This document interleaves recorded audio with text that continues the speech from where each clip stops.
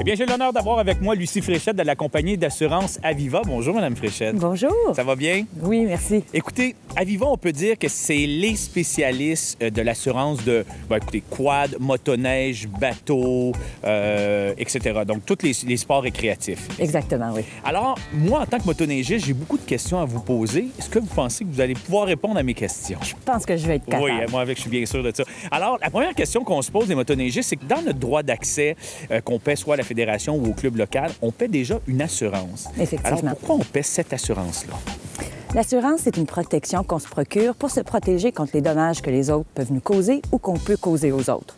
Première chose qu'il faut faire, c'est départir entre l'assurance de la SAC, la Société d'assurance automobile du Québec, et celle qu'on se procure avec un assureur privé comme Aviva. Est-ce que vous pouvez me donner des exemples? Oui, par exemple, lors de leur randonnée, il arrive souvent que les motoneigistes doivent traverser sur un chemin public. S'ils avaient un accident, s'ils rentraient en collision avec une automobile, ils pourraient être couverts pour la SAC pour leurs blessures corporelles. Mais il faut faire attention parce que les motoneiges, ce pas des véhicules qui sont permis sur les chemins publics. Pour tout le reste de leur randonnée, que ce soit sur un sentier ou hors sentier, ils sont exposés à un risque.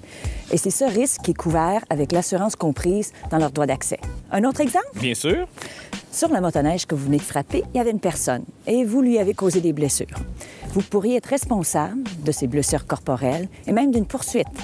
Alors, c'est cette assurance de notre droit d'accès qui nous protège à ce moment-là. Principalement. Il se peut que vous ayez déjà de l'assurance, mais pour être certain, il y a déjà une assurance de comprise dans votre droit d'accès. Comme ça, tout le monde est couvert et tout le monde peut faire de la motoneige l'esprit tranquille.